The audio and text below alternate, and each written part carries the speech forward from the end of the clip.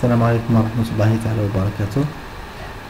Pour cette troisième et dernière présentation pour le premier chapitre, j'ai voulu ajouter quelques détails concernant la visualisation des données, parce que lorsqu'on parle de la visualisation des données, de la communication de manière générale, ce qui nous vient à l'esprit, c'est juste les rapports ou bien les graphiques Excel que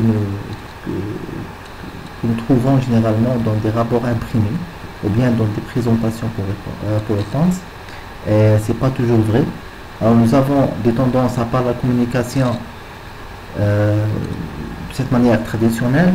Nous avons d'autres approches pour utiliser les visualisations des données. Alors j'aimerais commencer par parler des tableaux de bord. Les tableaux de bord sont un composant essentiel des systèmes d'information. Alors un tableau de bord est un outil de visualisation de données qui synthétise des informations critiques et des indicateurs de performance clés. KPI, c'est pour Key Performance Indicators. Ce sont des indicateurs qu'on peut calculer à partir des données et qui permettent de résumer les performances d'un système. Alors, pour mieux visualiser ces indicateurs, nous avons les tableaux de bord qui font partie des systèmes d'information d'aide à la décision. Un tableau de bord est conçu pour permettre aux utilisateurs, en particulier aux cadres et aux gestionnaires d'entreprise, de comprendre rapidement l'état et la performance de l'entreprise. Alors, on peut les voir comme un cockpit pour un pilote. Alors, il peut voir toutes les performances sur ce tableau de bord. Il peut savoir toute la situation, ou bien sa position, ou bien l'état de sa machine en utilisant tout simplement un tableau de bord. Alors, pourquoi on utilise un tableau de bord au sein du système d'information d'aide à la décision?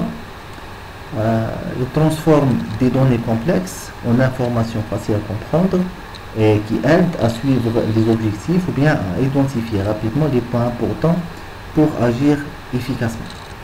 Alors, on peut avoir des vues d'ensemble, on peut identifier des tendances, voir une tendance qui se développe soit dans l'environnement ou bien à l'intérieur de l'entreprise. Et bien sûr, la finalité, c'est le support stratégique. Plusieurs exemples, bien plusieurs domaines où nous avons vu le succès des tableaux de bord, même les plus simples. Pourquoi on peut parler des ventes, on peut parler du service marketing, du finance par exemple, des opérations, les différentes opérations de production, et même le web analytique qui est, bien sûr, on ne peut pas avoir un site web sans avoir un tableau de bord qui surveille ou bien qui suit l'évolution des visites et le nombre de visiteurs. Un exemple de ces tableaux de bord, on peut voir ici un tableau de bord qui inclut cette graphique. Et ce tableau de bord est un tableau de bord de type Web Analytics. Il suit le ruban et le trafic sur un site web. Et il est intéressant parce qu'il s'intéresse à un site web e-commerce, alors il prend à la fois le rôle d'un système Web Analytics et aussi le rôle d'un système de site commercial, parce que on suit ici non pas seulement un visiteur traditionnel ou bien un internaute, mais on parle d'un client potentiel ou bien d'une opération de vente. Alors il y a à la fois du type Web Analytics et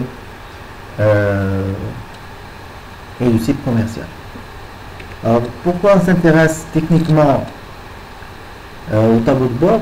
Tout simplement parce que, premièrement, les tableaux de bord peuvent être construits directement à partir des sources de données, c'est-à-dire à partir de la base de données. Et on ne doit pas forcément concevoir ou bien mettre en œuvre un entrepôt de données. Bien sûr, les systèmes d'information d'aide à la décision reposent généralement sur des entrepôts de données. Alors nous avons la base de données et l'entrepôt de données. Et l'entrepôt de données généralement repose sur un SGBD puissant comme Oracle ou bien SQL Server, qui nécessite un langage de requête particulier. C'est pas SQL, mais c'est pas OLAP, c'est OLAP. Alors c'est un autre langage d'interrogation, une extension de langage SQL.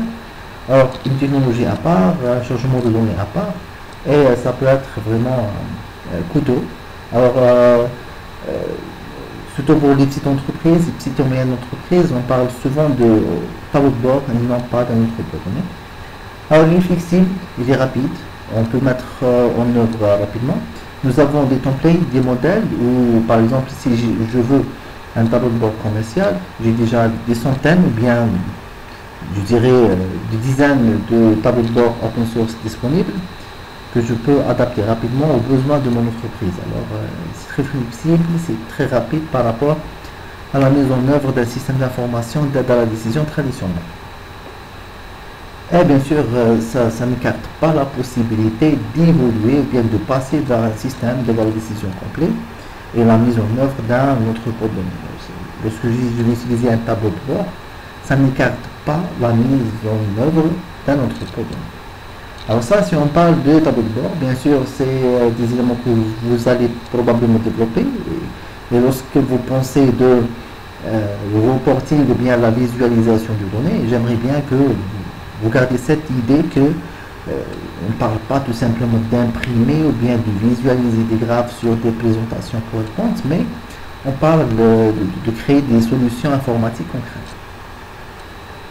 L'autre domaine qui utilise fortement la visualisation de données, c'est le data science, ou bien les sciences des données. Et là, on parle d'une autre approche.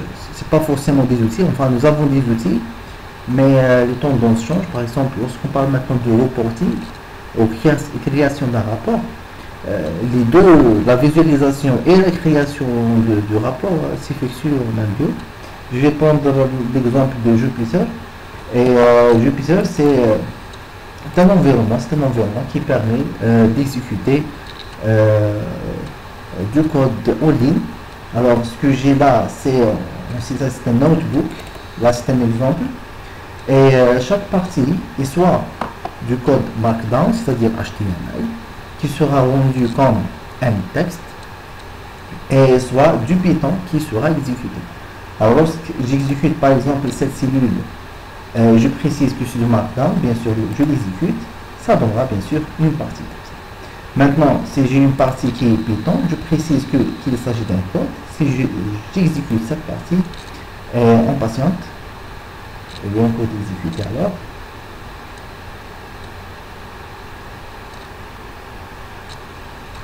Ça va prendre du temps, alors, mais je vais exécuter du code Python. Alors, je peux créer un rapport, c'est-à-dire un notebook, qui contient à la fois un texte que je peux rédiger ce que je veux, avec des codes Python un code Python qui peut créer des graphes ou bien charger des données, se connecter à un fichier. Bon, maintenant par exemple, vous voyez, il y a un message d'erreur pour l'exécution. Et au final, je vais avoir un rapport complet à la même place. Alors, MATPLIB, c'est la bibliothèque de visualisation. Voilà, le résultat d'exécution, c'est le graphe. Et j'ai tout sur le même environnement. Soit du code, soit le contenu, c'est-à-dire la rédaction, la partie rédigée de notre rapport. Alors, c'est comme ça la tendance actuelle si on parle de data science, généralement, on ne va pas créer des codes Python distribués ou bien répartis dans différents fichiers, mais nous allons utiliser un seul notebook qui sera au final en même temps notre rapport entre environnement de développement et en même temps environnement de rédaction. On peut ajouter facilement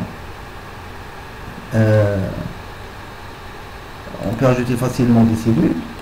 Par exemple, je vais dire, c'est un code. Je vais préciser que c'est un code et si j'exécute, vous voyez que voilà, c'est un code Python qui s'exécute en ligne et on mélange avec du HTML. Alors c'est très puissant pour créer des rapports et bien sûr en utilisant du code Python, on peut générer des graphes et nous allons voir ça dans les prochains chapitres, surtout les chapitres techniques. Nous allons voir bien sûr, comme on a dit, Excel et Python. Alors c'est tout, c'était la dernière partie, enfin le dernier page de notre chapitre et la prochaine présentation commence avec le chapitre 2.